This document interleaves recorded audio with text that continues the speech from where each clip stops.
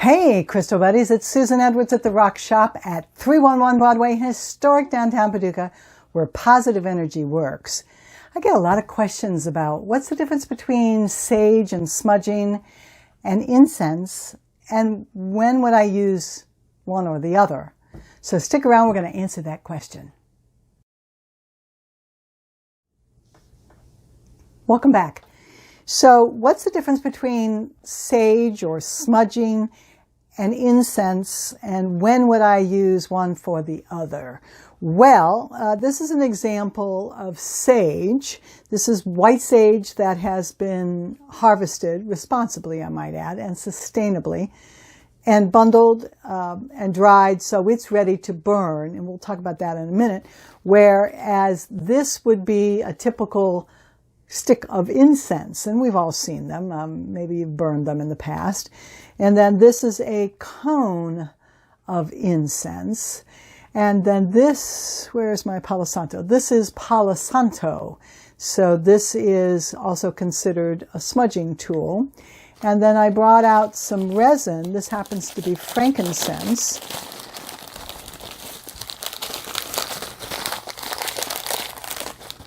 Okay, so this is frankincense resin. So when do you use smudge and when do you use incense, and what the heck is the difference? Okay, so the difference. If you've got stale or negative energy, or God forbid you've got evil energy, you're going to want to do a pretty thorough, pretty powerful cleansing. And my smudging video talks about alternatives, but right now we're just going to talk about smoke smudge. And you would use either the white sage or a combination of white sage, cedar, and lavender in some sort of a stick like this, and you would light it, and I'll show you how that will look. And then you'll use that to actually cleanse your space. So you just simply light your smudge. Remember, folks, this is fire, so be prepared. Okay, and I've got salt, which is not burnable. All right, so now if you can see that there's some burning embers, and I've got a waft of smoke coming up. Now I'm going to use my fan, and I'm going to use it to do my smudging. Okay, if you're allergic to smoke, this is a bad choice. Okay, so I'm going to go ahead and put that out. Okay, so that's smudging. This method is going to clear all that negative energy and, God forbid, evil energy out of the area. Very powerful. Palo Santo, which is, I believe, out of Peru, is considered a holy wood. And you light it, and it's a little hard to light because it's a stick, and it doesn't hold the flame as well as a sage bundle would hold. So if you've got a big area to do, this is going to be a better choice. And if you've really got some funky stuff going on, you're definitely going to want to use this. The Palo Santo basically clears away, but it only really removes the negative stuff. It doesn't really touch the positive stuff. This is a much more thorough cleansing. So if you've got a big area, this is going to be a little bit frustrating because you're going to have to keep lighting it.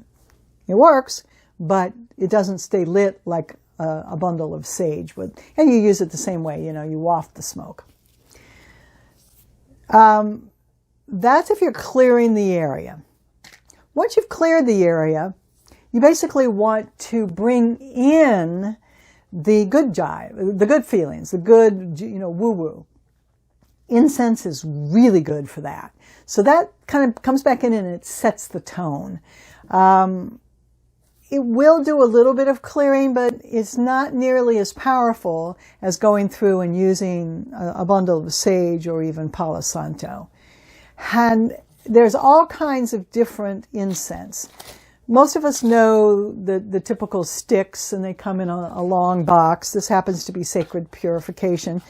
And this is one of our favorites. I do use this, and if I'm not having to clean out a lot of icky stuff, this really does a great job. But again, if you're really trying to clear things, you're going to want to use sage. Set the tone. How do you do this? Well, Typically, you're going to have some sort of an incense burner. This is your typical little wooden boat. And you do the same thing that you do with the smudge, whereas you light it. You're playing with fire, folks, so use caution. Have your ashtray ready. Let it burn for just a second and then blow it out. And then make sure that it's centered over the little boat, because as it burns, it's going to create ashes that are going to drop. The other thing you could do with incense is you could have a container of either salt or sand, both of which are not burnable, and you could put your sticks in there and have more than one stick going at the same time. Love this. This is tried and true, really does help. Okay, I'm going to go ahead and put that out. The next choice would be a cone. So this is a cone, and we've all seen the cones. A lot of times the little box of cone will come with a little burner. So you just set it there, you light the top part, just like you did with everything else, and then let it burn for just a second, blow it out.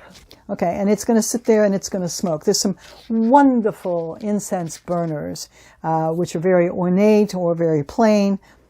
Cones are going to last about the same amount of time. They're amazing. So that's a cone. The next thing to talk about would be a resin. These are also considered incense. And you're going to use your ashtray, or in this case, this happens to be a little burner. Typically, you're going to burn your incense on charcoal. And we sell little rolls of charcoal. And I'll put this in the links below in case you need some. And they're just they're briquettes, just like you would use on your barbecue. And you light the briquette, and once it becomes hot, like when you're doing a barbecue, you put your incense resin right there, and then it burns. So remember, this is fire, folks, so be careful. You want to make sure that you've got a fireproof container and that you've got a safe area to work in. So that is the difference between smudging, which is going to be herbs or Palo Santo or some other herby or woody kind of bundle, and incense, which would be either the sticks, the cones, or the resin out later. So I hope that helps. Could you put some comments down below and tell me what you like to use? And if you have any questions, I'm happy to see if I can clarify that a little bit. This is Susan, Rock Shop at 311 Broadway, historic downtown Paducah, where positive energy works.